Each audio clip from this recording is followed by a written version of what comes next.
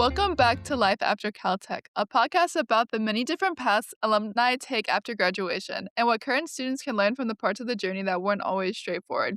I'm Claire Ellison, a current Caltech student in Ricketts House, class of 2027. And I'm Mason Smith, a Caltech alum, Page House, class of 2009. Today's guest is Jeremy Leibowitz, class of 2010. Jeremy and I were close friends at Caltech.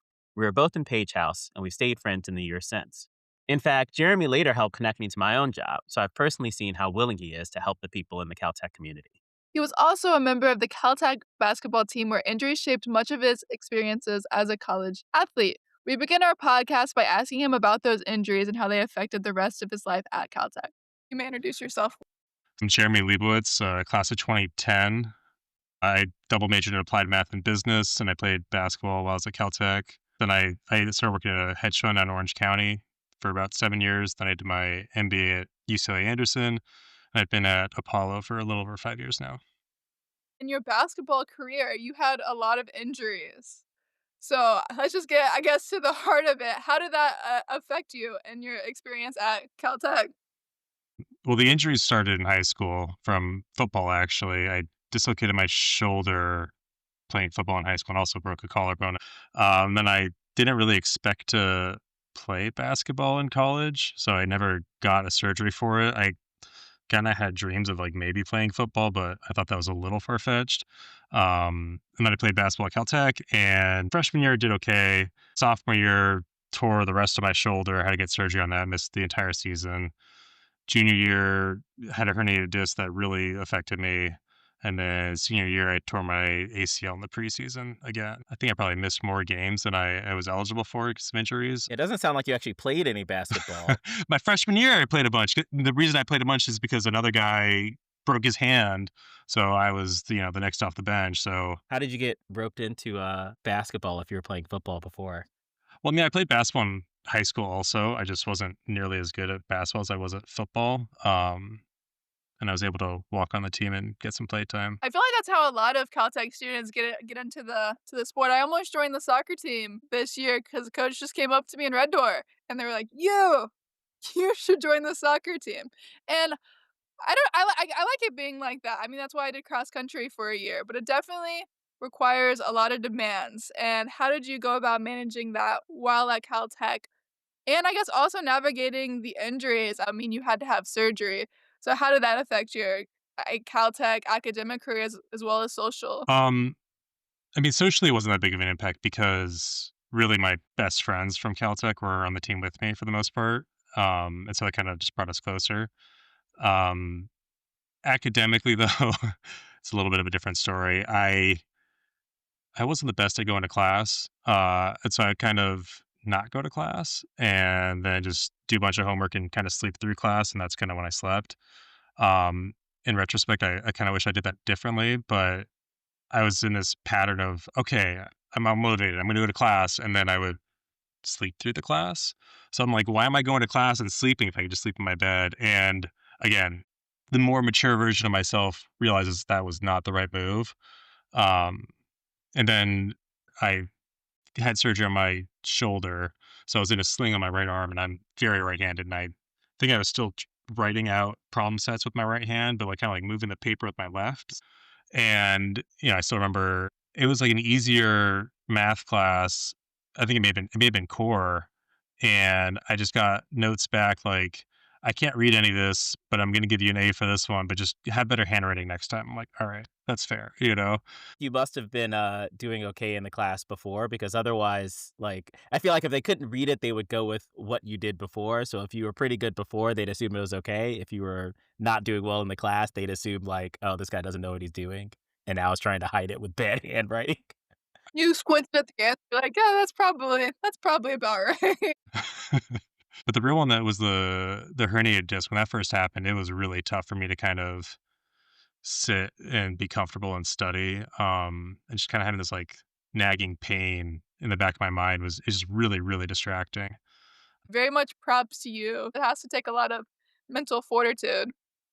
Yeah, I think my friends helped me out enough getting through all the problem sets. Just in general, I don't think they're willing to transcribe my work for me too. That would have crossed the line, I think. We have the technology now. If something was to happen like that, maybe it would be a lot easier for people. Um, my next question is, you are a double major. You've chosen to do ACM and business. Did you go into Caltech with that intention? Yeah, I did. I kind of think pretty much anywhere I was going to go, I was going to do something similar because I always wanted to go into finance. And so I thought, oh, I should have a business degree. And I've always been really good at math, which is why I went to Caltech. Um, so that was always a plan. I may have thought of doing an econ major instead, but to be honest, BEM was just much, much easier to fit into my schedule. And so I was able to double major without really taking extra credits to graduate. From my experience with the students that come to Caltech, I feel like BIM just gets picked up. Not in a sense of like it's just an easy thing to pick up, but it's something that people like grow like a desire and like a respect for going through. So it's interesting to hear it as like someone who felt that way from the beginning. Since you are a BIM major, how useful do you think the major is by itself? Do you think it can stand alone, or do you really encourage people to double major? And if so, what majors? I think if you're going to Caltech, you're doing yourself a disservice if you're only doing BEM. I think if you really want to do business, like there's other places that are probably more suited for that. Like if I just did business at Ward, that would have been a different story. Um, in terms of what other major you want to do, I think it really depends on what your end goal is. There's a lot of people that I work with that are very quant focused. And so like doing some sort of math or physics or something very, hard sciencey with it is a could be a good fit. I even know some doctors that are more down like the business route, and so if they wanted to do, some sort of pre med, and like it could also make sense. It just kind of depends on what you want to do long term to have it work out. And in terms of like, did it help me?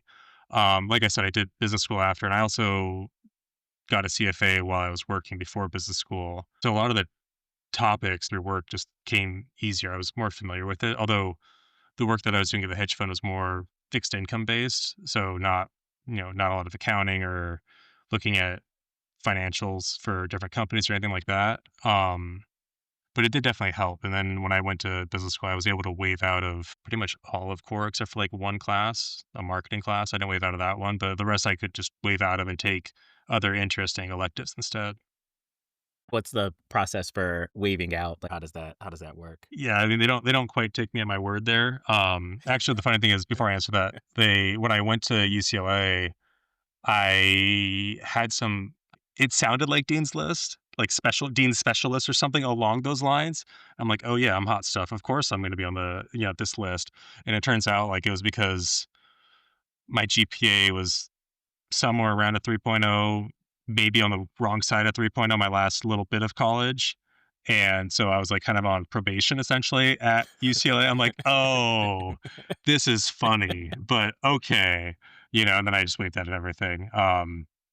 And I remember there was one interview I had for investment banking that they have a weird thing they're called grade non-disclosure, which of course is going to pass because people vote on if recruiting companies can ask you for your grades or not.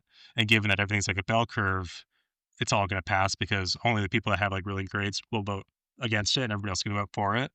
And so they couldn't ask you like, what's your GPA? But one company was like, can you give us an indication of how you did on, and they listed a bunch of classes. And I was like, I waived out of all of those. They're like, oh, okay.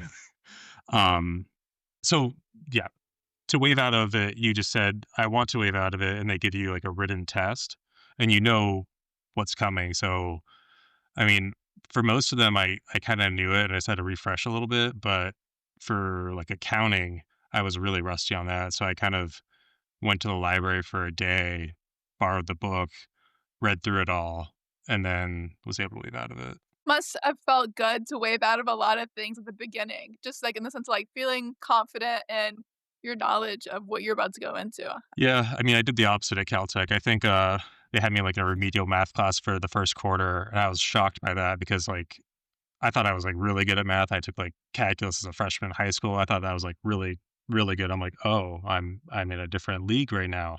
Um, and so like Caltech was very very humbling, and then you're back in the real world. You're like, oh, I am good at these things again. So it was kind of like a nice feeling there. You get the magical switch flip back to the, "Oh, I was the smart kid at one point. I was at the I did have a moment at the top."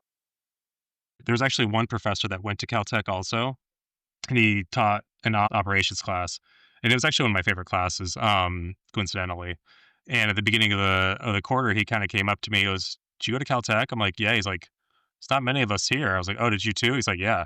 But what I really remember is there was some equation that he was driving. It was like the newspaper seller's dilemma, where it's kind of like a how much quantity do you want to have? Because anything that you don't sell, it's like a loss at the end of the day because you can't sell the newspaper the next day. And if you don't have enough, you might miss out on sales, like that kind of vibe. And he starts deriving this equation. And I very early on realized, like, oh, he's just taking the derivative with respect to this, and he's going to get there. And I didn't even take notes. And everybody around me is like furiously scribbling, and I already like know the answer 10 steps later. It's a different kind of world. Speaking about like Caltech and it being just at a new level of hard, what do you think your hardest class was, hardest time was academically there? Um, I mean, the one that comes to mind, I think it was like an abstract math class. It may have been math 5. Yeah. You have to take, oh, I guess it's either like 5 or 108 for ACA I major. it may have been 108 actually. Well, I can't remember. Um, but that was also around when I had the herniated disc, and so I was really, really struggling. I actually failed that class, but I went to the professor. I was like, "Hey, I've been dealing with this. Like, is there any way I could just redo the final on my own and like hopefully pass?" He was kind of resistant, but they eventually let me, like, once I contacted the administration. In the end, he gave me a D, and that was my lowest grade at Caltech. And I kinda asked, like, "Can you just give me a C?" And he was basically like, "That would be unfair to the people that got a C." And I was like, "Oh, okay. This is where we're at." And it was just a really hard class. I mean, like, proofs have never been my thing, as I learned from Math 1A. Um, and so that one was just really, really tough. But if I had gone to more classes, that probably would have helped. you applied computational math. I respect the aversion to theory. I'm guessing this was 5 rather than 108, but yeah. Honestly, they both sound hard, so They both sound hard and I can't remember which I took. It was whichever one my friends took. I don't remember which one I took, though. you're also preaching to the choir about people who don't go to class, but I will try. I will wake up and I will try, but they're at 10 a.m. and that's just so early. I mean, it is funny. I hated the morning classes, and then, my first job, I had to be in the office around 6:30, and so that's life. I think there were other people that had much, much earlier start times and later end times as well, but yeah, you learn to change that. Can you explain to me like I assume there's benefits of coming in really early and really late for your job. The early start time is because of market hours. The market opens at 6:30 a.m. Pacific time or 9:30 a.m. East Coast time. And so if your job has market relevance, you should be in before then. And in terms of being in way later, that's just kind of company specific. I mean, sometimes people are doing real work, sometimes people are surfing Redfin, but sometimes it's just a little bit of a culture of face time there. How did you end up at that, first job? So I graduated in 2010, like I said, and that was shortly after the financial crisis.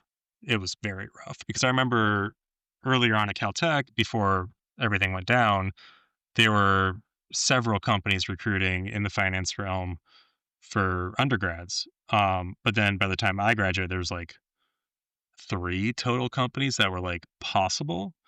So I interviewed at those, or I tried to interview at those, and I interviewed at some others. And there was like one job I almost got that would have been a great job, but I did well with everybody, and it was in New York. And they're like, the head trader who also went to Caltech actually and was also in Page. And we just kind of like we didn't overlap, but we had friends that would have overlapped basically. Uh, they were like, just go to Central Park and come back at 7 p.m. and he'll be ready to talk to you. He has to sign off before we hire. And I came back and he asked me what my favorite class was, and I said options. And I thought that was a good answer, but it honestly wasn't true. My favorite class was graph theory, and I should have just said that. And then he asked me, how does the interest rate affect call option pricing? and it's either up or down. And I said the wrong direction. And at first I was like, "Oh, I'm not actually sure. I would need to look at the equation." He's like, "Oh, just think about it. Just try to tell me." And I said the wrong thing. I just saw his eyes light up. I'm like, "Oh, oh no!" And then I obviously didn't get the job. Um, but how did I get the the hedge fund job? I got a little lucky. My dad had a patient who he connected me with who knew these guys and was actually an investor at that company. Um, he connected me with them. They interviewed me. I don't think they really knew what to ask me. Um, but they kind of interviewed me, realized I was like sharp enough, and kind of stuck me on the trading floor as a quantitative analyst. And my job really was just to figure stuff out because it was a really lean shop, and I was being asked to do a lot of stuff and a lot of like global macro trading on all these different product types, like from currencies to commodities to interest rate products to derivatives, like all this stuff that you really have to get the curve for each of them, and they're all not related to each other. And if I did any analysis, the feedback was just kind of like, this doesn't look right. Just go try again. And that was kind of all I got. Sometimes I was right, rarely, but oftentimes okay, I had to figure it out and like rework it. But then luckily a few years later, they hired somebody else that really served as a mentor for me and a PhD guy that we really got along and saw eye to eye and thought about things similarly. And that was a huge blessing having a mentor like that. Feel like there's definitely a lesson in there when someone asks you what your favorite class is, you should be honest. Don't tell them what you think they want to hear. Tell them your actual favorite class because the next That's- thing someone says like they know something really well or they like something like for sure if that's something I know, I'm definitely going to ask them about it. If it's something I don't know, I probably will still ask them about it. Uh, and if they're like really out to lunch on it, you could still tell even if you don't know anything about it. yeah, if they know more than you shouldn't answer that way. That's for sure. That was a life lesson right there. Feel like that is really good interview advice, and don't ever act cocky in a manner that you can't back up. Yeah, some of them can be pretty tough. I think I'll go back to why Caltech? I mean, you wanted to go into finance, you were thinking about business. It's not quite what people think of when they think of Caltech, especially when it's known for being one of the toughest schools out there. I think when I applied to undergrad, I applied to it's either 14 or 17 schools. And that's if you count all the UCs as one. And I got into Cornell and UCLA, and I cleared the wait list at Duke and Caltech. It was kind of like I also got into Berkeley. Um, those were kind of like the top schools I got into. Like I applied to most of the Ivies and some other, and like Stanford. And Stanford, I applied to early. They sent me a handwritten note saying how much they loved my essay, and then they deferred me and then rejected me. That was brutal. And, like, also, like, because I was like, "Oh, I'm gonna get into Stanford. I don't need to apply to anywhere else." Like, I applied to all these places, like, very, very rushed because I was an overconfident high school kid. Um, I think I would have done the same thing. Like I applied to Caltech very confidently because I got into the up close program. If I hadn't have actually gotten in, I think I would have been a little screwed. I was gonna go to UCLA before I cleared the wait list. I was just like, "I like LA." I was born in LA, but I grew up in Vegas, so I kind of always wanted to be back in LA. And it's just nice in LA. My dad kind of does a little bit of work at UCLA too. So I thought it'd be a good fit. And then I cleared the wait list at Duke and Caltech. We visited Duke first, and honestly, it's probably some of the most mad my dad's ever been at me in my life because we fly from Vegas to North Carolina. I walk around, and like within 5, 10 minutes, I'm like, I don't want to go here. He like didn't know how to respond to me, because normally I'm like a pretty rational guy, but like it's ironic because like that's where my wife went. We would have met in undergrad possibly, but I feel like I'm in the forest and everybody's talking funny, and that was my high school version of Duke, which is obviously a great school, but I don't. It wasn't for me. And then I went to Caltech. I visited and I walked on the campus, and within that same 5, 10 minutes, okay, I'm going to go here. I think I'm easily swayed by the weather and everything, and I just thought it was going to be great. I thought like, it'll be hard, probably won't have that many friends here, but it'll pay off. Um, I don't think I really knew exactly what I was getting myself into, but that was my take at the time, which in retrospect is like not advice I would give anybody else. Like don't like walk around the campus and decide in 5 minutes. But that's what I did. I was the weather choice worth it? I'm glad about going to Caltech, not for the weather, although it was a nice bonus. I feel accomplished having graduated from Caltech. I think I could have succeeded anywhere I went, but probably would have had a higher GPA elsewhere. But I think Caltech is a special place. There aren't that many people that go there every year. It's like what, 250 in a grade, if that, somewhere on there. So it's just special club, and I'm glad to be a member of it for sure. It is a cool little club. I think it brings you very close knit with the alums. Any alum I've met, I felt like it feels like, "Oh, you went to Caltech, what house did you go to?" And I think that that's a really cool community to be in. And I feel Yeah, like also the alums that I've talked to have a lot of confidence in students and, like, people who are making it out of Caltech, which is a very nice feature to have. Like, just having the respect of your peers. and that's why I highly, highly recommend reaching out to any Caltech alumni that you have questions for. Hopefully they answer. They should. I will. I think most will.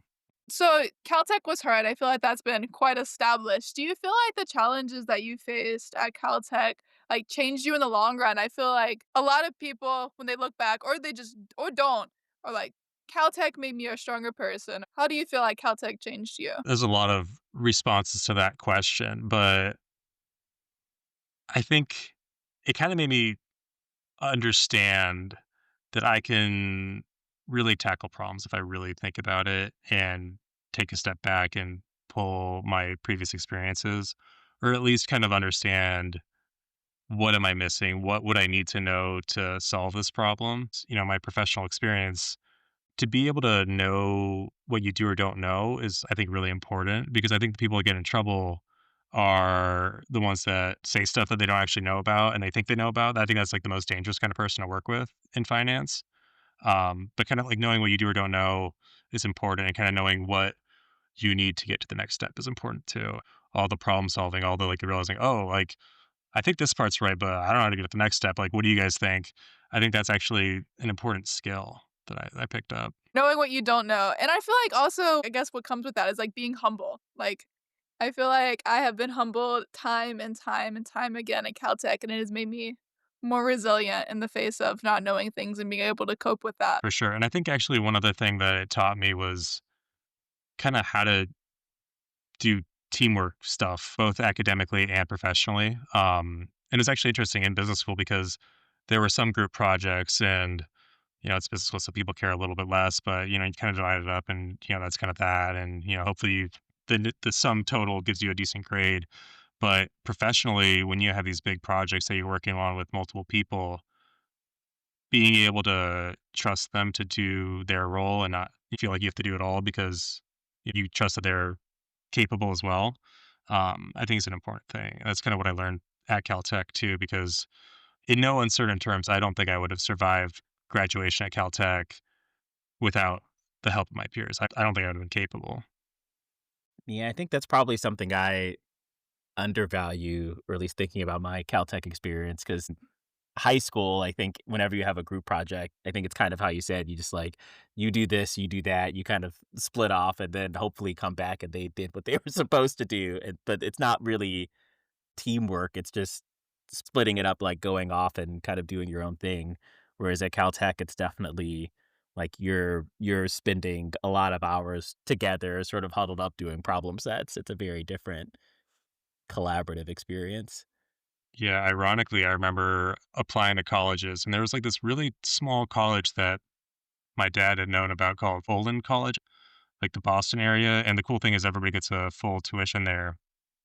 And I got the interview, and roughly 50% of the people that get the interview and go there get in. I still remember there was this like group project thing. They had a group of like 4 or 5 of us, and they asked us to do something or solve some question. And the first thing I said out loud to everybody, including the people proctoring and like grading us, whatever, was, do you think we should split up and do this, this, and this separately, or should we all work on it together? And all the people watching us wrote down notes. I was like, oh no. Oh, that was the wrong thing to ask. I should have just kept my mouth shut, let somebody else take that bullet. But I mean, when you see somebody's eyes light up or everybody, right? There were like 4 people watching us. So everybody started writing out, oh no. That they're not writing good things. They're not drawing smiley faces on their notes, like that was bad. When you were mentioning small colleges, that's the first one that actually came to mind. Across my I thought it was more of a engineering-focused college. So what led you towards finance? I think it's just something I always thought I was going to do, like even before college. because I thought it was a good mixture of what I liked and what I was good at. Um, Although I realize I like different things than what I thought I liked. I thought I just kind of like numbers, like managing this and that, and having that number go green and go up. Like that's kind of what I thought I liked. And obviously the math part, like that's always been a strength of mine and something that's I've been able to use to distinguish myself. One thing I wish I did more of, which I didn't really know you could do back then, was just to reach out to people and talk to them, just ask like, what is it that you do? What does it mean to be a trader, to be a this or a that? What's your day like? What do you like about it? What don't you like about it? What else did you think about doing? All of those questions could have been really important in terms of helping me find what I wanted to do and what the best path for me would have been. Granted, graduating in 2010 and going into finance was a tough path regardless. I don't think I had that much option anyways. But I do wish I did that in retrospect. Did you always plan to go get your MBA? No, quite the opposite. I thought I was never going to go back to school. My dad's a doctor, and he's always a big believer of like more education, more education, more education. I'm like, I did Caltech. I'm good. Like, I don't need anything else, you know? Um, and I went to business school because I felt a little bit stuck in my career. I didn't really know how to apply for other jobs or like what to apply for. And I just felt stuck. I think I actually applied to Harvard, Stanford, Wharton. Um, but I didn't get into any of those, obviously. And then I applied to really just UCLA the year or 2 years after, like, with the idea of, I wanted to be in LA and I'd figure out something else in LA to do. But I never thought I would go back to business school, but I ended up doing that because I wanted to shift careers a little bit. Did you find, a lot of parallels between business school and Caltech, or were they pretty opposite? Oh no, they were very different. 'Cause I mean, like, it's just a different game, you know? I actually did the FEMBA program, the fully employed program, and I was working for some of it, and then I stopped. I just did that, and I just took some extra classes and graduated a little bit early instead. It's different, it's like, oh, somebody, like, was busy at work and, like, they didn't do this homework, like, oh, well, they'll get a B. Like, that's kind of what it is, you know? But at Caltech, there's, like, very much like "Oh, I gotta stay up all night to do this problem, so, like, I can't go to sleep until I do this," like, that's just kinda, like, ingrained in you, and, the whole honor system is just totally different. Like, I wasn't, like, witness to, like, rampant cheating at business school, but I don't think anybody would have cared if it happened, you know? It's just very, very different. You did shift careers after, getting your MBA, so to that extent, it worked out exactly sort of based on what you wanted, right? You said you wanted a change in career and that happened, but did it sort of roughly work out as you expected? Would you have gone kind of earlier or later or changed how you did it at all? I think if I was to do it again, I would have gone earlier in my career. Um, Oddly, I feel slightly behind given my age. So if I had done my, MBA 3 years earlier, I'd probably be a little bit more on track to where I'd want to be. Um, Because like once you do the MBA, it's kind of a little bit of a reset. Everybody graduates from an MBA as like an associate somewhere typically. So even though I had another job and I had more years of experience, like that's just kind of where they slot you. I just wish I did it earlier. I just didn't think I was going to do it at all. So would you go about still recommending Caltech people who wanna go into a similar field to do their MBA, just, like, if they are gonna do it immediately after? Definitely not immediately after because you do need some work experience. And I think what I would recommend is probably around like the 4 year mark, give or take, of your career. Be like, okay, do I like this? Do I see a path here? Do I need more education or is sticking it out here viable? There's certainly colleagues like the other alumni that I know that didn't do an MBA were incredibly successful in the finance realm. So it's definitely not necessary. It's just if you're in a spot where you're unsure of your career path and you might want to do something a little bit different, it's around the 4 year mark is probably a good time to really, really consider it. To do the GMAT before then, so you're able to as well. But yeah, When it comes to transitioning out of Caltech and, or just, like, into the next step, Caltech, I feel, is a very humbling experience. It seems like you had that experience there. Like, were you ever, like, in the dumps and then, like, something happened or, like, you just had a moment where you regained that self-confidence, and if so, how did that go? That's an interesting question. I don't think I was like that down in the dumps at Caltech in terms of my abilities, 'cause I've always grown up very confident, probably overconfident. And honestly, before I met my wife, I thought I was way more right about stuff like all the time. Like I thought I was right like 95+% of the time. And I'm lucky if I'm like over 50%, it turns out. So confidence was never really an issue for me. And like to put things in perspective, I think whenever I talk about my Caltech friends now and like how they're doing their careers to my dad, he's like, well, I mean, of course, like they're competing with mere mortals. What do you expect from them? Like because like he's just like that much of a confidence booster for me and my friends. So that was never really an issue. But I think the moments that really stick out to me after Caltech are professionally when talking to people and they're like, oh, like I'm like something's wrong with these numbers. Doesn't make sense. So like, oh yeah, but this isn't possible. Like it has to be this way. I'm like, no, just give me like 5 minutes. Let me think about it. I'll make it work. It's like honestly trivial math, but they just kind of assume it's like not possible. And I'm like, okay, and I work it out. I'm like, okay, yeah, this all works, and here you go.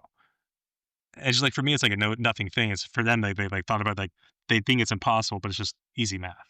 But what really boosts you up is if I'm ever talking to people and like I meet new people and they know I went to Caltech or they hear I tell them I went to Caltech, they ask and they know what Caltech is, you can tell they know what Caltech is because they're like their eyes light up. They're like, "Oh, you went to Caltech? Wow!" They're like clearly very impressed. You know, some people think they know what Caltech is. They're like they go which one or Cal Poly or something like that. I'm like, oh no. Say Cal Poly. It's such a Oh, like, oh, trigger I have a grandson that experience. went there. Which one do you go to? Like, it's like, oh, that's nice. And like the funny thing is, like, you know, I'm happily married with a kid I now, am and I actually met saved my by wife. young Sheldon. Young Sheldon is really, like, put Caltech on the map. That's funny. But what I was gonna say is I'm happily married with, my wife and kid now, but we actually met on a dating app, and I used to do dating apps, that's how I met her. And working at a hedge fund and having gone to Caltech, you would think is like a pretty positive thing on paper to have. But the problem is, the people I was going out with didn't know what a hedge fund was and didn't know what Caltech was either. And my wife, she went to Duke, she went to, a good school and just didn't know what Caltech was. And I think once she found out, she had a little bit more respect for me. But that's always a bummer when you're like, oh, this is like finally going to pay off here. And then it's like, they have no idea what it is. And then when she met all your friends from Caltech, she commiserated with you more. Well, that is, she refused to play board games with any of you ever again, which is fair. We played card games more, the two of us. She needs like some amount of luck involved in the game. Otherwise, she's very uninterested because I care more. I'm more analytical about it. I try to think a few steps ahead and she's just kind of have fun. She's very, very smart, to be clear, but she doesn't like how intense I get about board games. Board games are like high risk, low reward for our relationship. So we don't play a lot of board games together. We do some card games and card games are fun, but I gotta tone myself down. I feel like that's a change from our friend group too, because we played a lot of board games and got pretty intense. I So, agree. I feel like board games are very risky. I play family board games sometimes. Not anymore. yeah. Oh, I respect your wife's mentality a lot. I think it's a great mentality to be smart and just choose peace in the game and just playing for fun. Because the amount of times I'm like an adult now. And like the chances of when I play a family board game of like Catan of me crying is like 50-50. And when I was like 12, it was like a 90% chance every time. I could win and I'd still be crying. So I respect the board game people. unfortunately, I have made a couple of our friends and her family cry from board games and card games. I try to not do that anymore. I guess now getting more into like reflections about Caltech and just your career and the place that you're at right now. What advice would you give to a student that feels stuck and discouraged at Caltech? I think at Caltech and post Caltech, I have different advice. At Caltech, it's just tough there. If you can get through it, you're going to be better on the other side. But hopefully, you have a good network there of friends that you can talk to about how you're feeling, how you're doing, that can maybe help you out a little bit. Um, like I know, especially when I was like pretty injured, I had some friends help me out a little bit more than they would have normally. And I think I think you have the opportunity to build a really good network there. I was very, very pleasantly surprised by the close friends that I made at Caltech. Kind of thought that I was just like, oh, whatever, it's gonna be tough school, it's gonna be good for me later. I'm probably not gonna enjoy it. But I made a lot of very, very close friends that I'm still in touch with today. So just don't be afraid to lean on that network because, you know, you'll be there for your friends one day too. Um, and then post Caltech, I think I think one thing Caltech does very poorly is kind of prepare you for the professional world. Maybe it's a little bit different now. Maybe I just didn't know how to access it, but I mean, especially compared to like what business school did, it's like night and day. I think Caltech is great at a lot of things, but just preparing you for the professional world is not one of them. And one thing that I kind of alluded to before is just to reach out to people that are doing what you're interested in doing. On LinkedIn, I get a lot of cold messages just asking me to like connect and this or that. And pretty much for any Caltech undergrad, I'll take the call, or grad student. I will take the call. Hopefully they send me an okay message, but I typically take that call. And I would recommend just saying like, hey, I saw your profile. I'm a Caltech alum also. I'm interested in this. And just like have a little bit more of like what you're gonna ask them. Like, I want to know about this. Like just don't be like, oh, like just have the question be a little bit different, not where you just like copy paste it to everybody and just change like, I see you work at Apollo. You know, like just have it be like a little bit more specific. They'll be in much better graces, but just reach out to those people. I wish I did that. And I'm more than willing to take that call. And I think most of my friends are willing to take that call. And I try to take that call for UCLA alumni too, for the MBA students. I don't do it for pretty much anybody else. And even for like the UCLA people, if they send me a bad message, I'm like, you guys should have learned better. I'm not even gonna reply. This is a terrible message. Like, do better. Like, you're not worth my time right now. Like, not to be rude, but like they teach you how to send better messages and how to communicate. And like, I've done like so many interviews and so many like coffee chats that they should. I just expect better. If they're not doing better there, they're like, why am I helping them? But Caltech undergrads are different. Yeah, they didn't teach us at Caltech, so we have an excuse for bad messages. Exactly. It seems like you didn't get in the first time to the schools that you wanted, but then you rallied and then decided to go to UCLA later. How did that make you feel, and how did you what was the thought process about it? I mean, another humbling experience post Caltech. It kind of made me disappointed in my GPA at Caltech. I mean, I graduated with a 3.0, which at the time I was thrilled with, to be honest with you, because I think the average was like a 3.2 or 3.3 or something. I'm like, all right, slightly below average at Caltech, double majored basketball. I'll take that all day, you know. Um, but I think when you just apply to other places and your GPA is just a number, and it's not like, it's not weighted based on Caltech, it can be a detriment. So I do wish I had a higher GPA. I don't know if I really could have, to be honest with you, but I wish I had a higher one. That was like a big bummer because I knew for business school, like I know I'm capable of business school. You know, that was never like am I capable? Am I not? That was just a big bummer. Because I like, I did really, really well in the GMATs. I think it was just my GPA that let me down. So I just, I realized like, okay, I didn't make it to the top tier.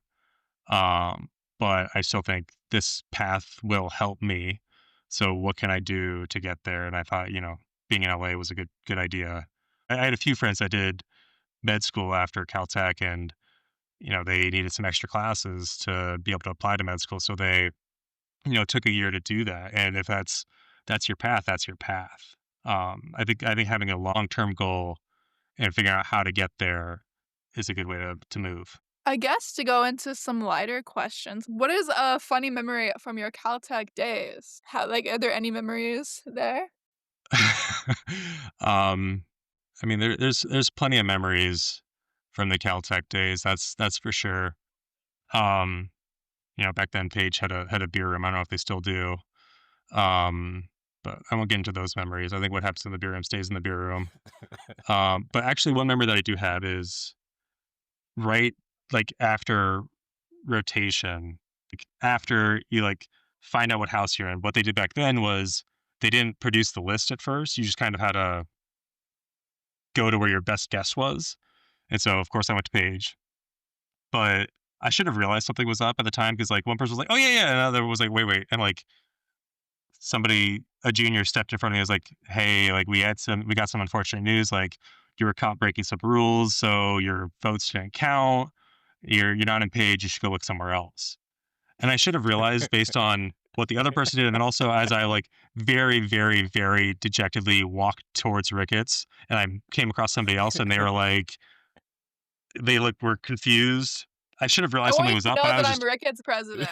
So this is a really good story for me. I was so sad. I went from being like, "Oh, like, maybe I'll make some friends," to like, "This is my life for the next 4 years. I'm gonna be with these guys. They're gonna just tell dead baby jokes. They're not gonna be funny. They're gonna think they're funny." I'm almost in tears. Like, I came across somebody I knew, and I, like my throat was tight, and I, like, couldn't talk. I thought, like, "Oh, no." Like, I had a glimmer of hope, and now it's all gone. And then I got to Ricketts, and they're like, "What are you talking about? They're not supposed to do that this year." Like, and they got all pissed off. It's like, "Oh, thank God." I run back to Paige. I was like, "Yes!" It's fair. People are horrified to get into Ricketts, so I can't imagine what you were going through in that moment. Anyways, so that hasn't changed. People are still a little terrified of that reality. I'm glad it worked out for No, you. it's great when the sorting hat works magic, and there's somebody for each house. Paige used to mess with people a lot more in that time between when rotation ends and you find out where you're actually at. They now have letters, so I think they have less of the ability to lie. A a pretty high proportion of people get into their first choice or first couple of houses, so, like, it's not that bad. Being told There's you didn't get into your first choice and being told you got in trouble, you're now in Ricketts. Yeah. Those are different things. I feel like most people were pretty happy, or at least pretended to be pretty happy. I like how we go about rotation. Hot take, but I think it works. I think it works well. Final question. If a student asked you, "What does life after Caltech look like?" How would you answer? I mean, I think the grass is greener. That's for sure. I think Caltech was a very challenging time, um, and there were just, like, questions that felt unanswerable, like, actually unanswerable, but or unsolvable, but it's just not how it is now. I think now, like, if you put time and effort into it, you get results. You don't just, like, stare at, like, a piece of paper with some notes on it, it's you go somewhere with it. I think it can prepare you for where you wanna go. I think figuring out where you wanna go is the important part, and then figuring out how to get there is the next step, and just again, I highly recommend for everybody to reach out to any alum on LinkedIn and keep in touch with your Caltech friends because I mean they're still some of my closest friends today. I think I actually have some general advice because I kind of said Caltech doesn't prepare you, but one thing I would advise people to do is to actually interview prep together. In business school, they had us do that, and it was super duper helpful. Like you should have, um, I mean, it might be a little bit different for undergrad, but kind of like two versions of a resume walk or like tell me about yourself. Like kind of like a 30-second quick thing, and then maybe more like a closer to a 2-minute thing where you like have some more detail. But you should actually write that out on paper and look at it and have that down like pretty cold. But it should still sound like a conversation. And I had mine, I had timed mine, it was like flawless by the time I was interviewing. Um, and I think there's a lot of apprehension to interview prep. It causes some social anxiety, but they're your friends. You should be interviewing them, they should be interviewing you. You should share questions that you like, kinda like general interview questions of, like, how to improve because on the technical side of things, you're either gonna hit or you're not. That's kind of on you to prepare for.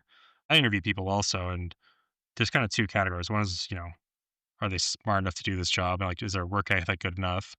And the other is, like, do I wanna be around this person for X hours a day? Um And I think there's ways to do well on the latter one and just being able to talk about yourself well. So I strongly recommend writing it all out also, and then you'll be using the same words for every interview, but it'll sound good. That is really good advice. I feel like I am someone who also struggles in the reality of the social anxiety and the do I really wanna talk about myself? Will I do it? But yeah, this is very good advice because I feel like Caltech doesn't really focus on the interviewing aspects. Like, you have to go out of your way a lot. Like, we do have the Kale resource, but I feel like since everyone's always so bogged down with their sets and their I don't know, very pressing, immediate academic problems that a lot of the interview and that part of life gets pushed by the wayside. I mean, you could literally just be walking to a class and ask your friend, "Tell me about yourself," and just practice that, you know? There's time. And I feel like also, yeah, your friends know the impressive stuff about you that you might just blow past too. So it does feel like a really good thing to go about. Yeah, I remember actually doing a seminar at Caltech for people that were interviewing for CS jobs. And I remember asking everyone the question, what is an interviewer trying to get from you? And, the students said variations on, are you smart or can you do the work? And all of that is true. But I think Jeremy actually hit the other part, which is, do I want to work with this person? Right. That's the thing that you're really trying to figure out at the end of the day. And certainly a big part of that is, will they be able to do the work that you need them to do? But like, really, it's, do I want to work with a person? And that goes beyond just knowing material or being able to learn stuff. So, being able to present yourself well, it seems kind of unfair in some sense, or like it's not what you spend all your time thinking about at Caltech. But you only have this limited time to make an impression, and that's what the other person is trying to get at.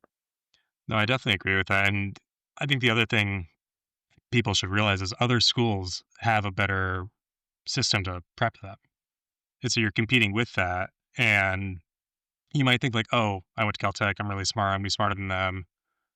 That might be true, but it's not necessarily enough to move the needle enough to get you the job versus them. Thank you so much, Jeremy, for being here and letting us interview you. Well, thanks for having me. I hope my pitch wasn't to become a BEM major. That wasn't my goal here. Thanks, Jeremy. Thanks, everybody. Thanks to Jeremy for joining us, and thanks to all of you for listening to the Life After Caltech podcast. We'll see you next time. Life After Caltech is brought to you by Claire Ellison, Riley Kwong, and Mason Smith, with additional production help by Pallavi Ganalan. The music is called Get Ready to Win by Pamela Yuen from the Free Music Archive under the Creative Commons license. Life After Caltech is in no way affiliated with or approved by the California Institute of Technology or any relevant associations. Thanks for listening.